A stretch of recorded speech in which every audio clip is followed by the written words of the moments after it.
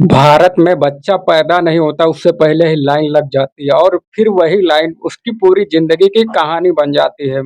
मसलन अस्पताल में पैदा होने से पहले डिलीवरी की तारीख, फिर जन्म प्रमाण पत्र की लाइन, इसके बाद स्कूल, कॉलेज, नौकरी, इलाज, राशन, ट्रेन, अदालत, यहाँ तक कि आखिर में मरते वक़्त शमशान और कब्रिस्तान की भी लाइन लगानी पड़ती। ख़ैर, दुनिया की सबसे बड़ी आबादी होने का ताव आज हमारे सिर पर है, लेकिन इंतज़ार भी सबसे लंबा आज हमारे हिस्से है। भारत में हर तरफ भीड़ है, हर तरफ कतार है और हर इंसान आज अपनी बारी का इंतज़ार कर रहा है हर जगह पर।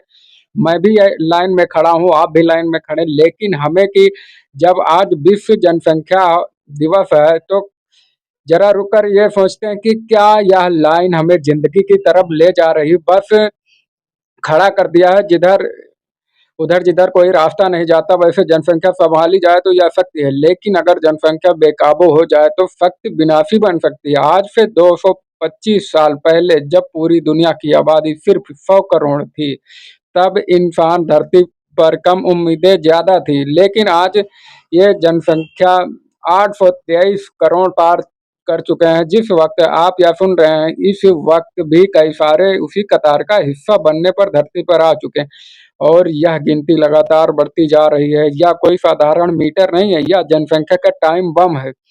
जो हर पल टिक-टिक कर रहा है चुपचाप लेकिन खतरनाक तरीके से, और आप इससे पूरी तरह बेखबर हैं। आज हमारे आस-पास भी जो भी समस्याएँ हैं, अस्पताल की भीड़ हो या फिर स्कूल में दाखिले की मारा-मारी, ट्रैफिक जाम हो या फिर बेरोज़गारी, उन सब के पीछे एक बड़ी वजह है जनसंख्या का बेकाबू विस्फोट। भारत आज दुनिया का सबसे बड़ा आबादी वाला देश बन गया। आज हम आबादी के साथ-साथ भीड़ में नंबर 1 हो गए हैं, भाग-दौड़ में हो गए हैं, संसाधनों की लड़ाई में बेतहाशा बढ़ते दबाव में भी हर चीज़ों पर लाइन है, क्योंकि हर तरफ लोग ही लोग हैं।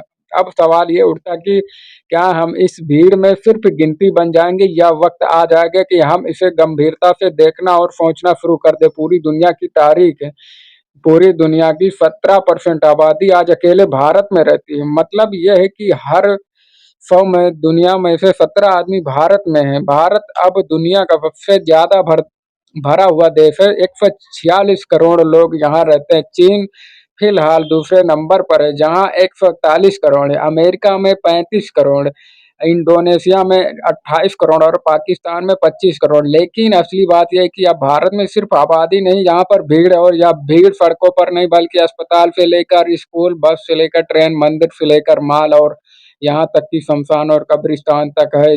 हम जिस देश में भारत में रहते हैं आज, वो हाउसफुल नज़र आ रहा है। हर कोना इस घर का भरा हुआ, हर दरवाजे पर लाइट, हर रास्ते पर जाम। इस इंतज़ार की वजह जनसंख्या का वो विस्फोट है जो हम सबकी आँखों के सामने बीते कई दशकों से हो रहा था, लेकिन हम सब ने समय रहते से कुछ नहीं कर पाया किया गया। और अब जो आंकड़े हम आपको बताने वाले हैं, वो न सिर्फ आपकी आँखें खोलेंगे बल्कि आपको डराएँगे भी, साथ ही भविष्य को लेकर एक चेतावनी भी देंगे कि अभी भी ना सुधरे तो फिर ऊपर वाला ही मालिक है। आज भारत में करीब 7500 रेलवे स्टेशन, यानी 2 लाख लोगों पर भारत में सिर्फ 1 स्टेशन है। 1 लाख लोगों पर भारत में सिर्फ 900 सीटों वाली एक पैसेंजर ट्रेन, और भीड़ उसमें कितनी होती है। और आप कभी भी सफ़र करके देख लीजिएगा, आज भारत में 1 करोड़ 6 लाख लोगों पर सिर्फ एक एयरपोर्ट है।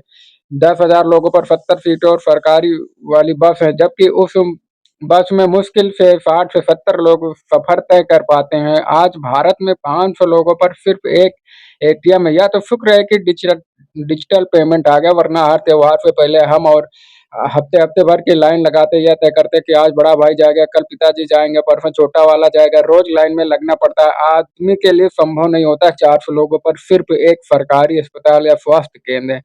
और हमारे देश में सिर्फ 150 ही स्टेशन, यानी 1 करोड़ लोगों पर सिर्फ एक स्टेशन। आज पहाड़ों में सुकून की जगह जो जाम है, उसके पीछे वजह आपको समझ में आ रही होगी। हमारे देश में 9,000 सिनेमा हॉल हैं, पूरे देश में 12,000 लोगों पर सिर्फ एक। और अब आखिरी बात सबसे ज़्यादा चुभने वाली कि ये मरने के बाद भी इस देश में चैन नहीं है। देश में जितने लोग हर साल मरते हैं, उसके लिए शमशान और कब्रिस्तान भी कम पड़ जाते हैं, यानी आखिरी सफ़र के लिए भी कई बार हम आपको इंतज़ार करना पड़ता है। तो अगली बार जब आप किसी लाइन में खड़े होंगे तो याद रखिएगा आप अकेले नहीं, क्योंकि पूरा देश आपके साथ उसी लाइन में है। वैसे जनसंख्या के दृष्टिकोण से देखें तो भारत में अब सिर्फ एक भारत नहीं, यहाँ दो भारत है। यहाँ एक वो जहाँ पर आम लोग रहते हैं और दूसरा जो वहाँ वीआईपी अमीर लोग रहते हैं। आम लोगों की वाले तो भारत में भीड़ है, लाइन है, धक्का मुक्की है, अफरा तफरी है, नियम कानून है, घंटों का इंतजार और कई बार आखिरी में एक लाइन सुनने को मिलती कि काउंटर बंद हो जाएगा, कल आइएगा। लेकिन हमारे देश के वीआईपी लोगों के लिए ऐसा नहीं है।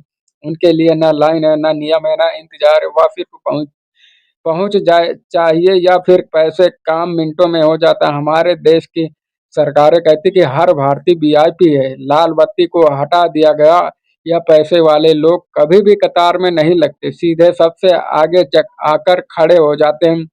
और अगर गलती से कोई हमें दिख गया तो हम कहते हैं कि भाई साहब कितने साथ की पसंद इंसान आप। आदमी इस भीड़ में हर दिन घिसता रहता है, वो थकता है लेकिन उसकी कोई सुनवाई नहीं होती, और जब वह कुछ नहीं कर पाता तो फिर अगली सुबह एक बार फिर वो लाइन में लग जाता है। यही वो तस्वीर है भारत की।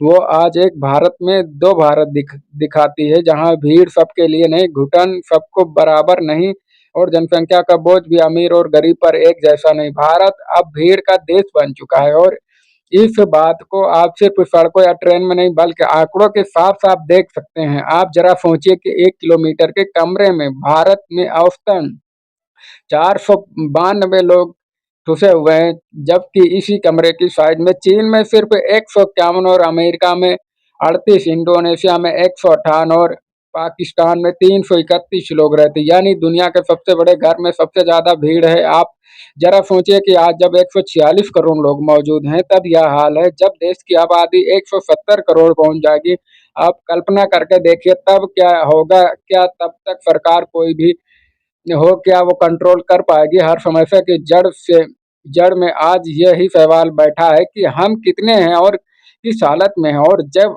आम आदमी का वजूद सिर्फ भीड़ में गुम हो जाता तब उसके हिस्से बस राशन की लाइनें, दफ्तर की लाइन और इंतजार की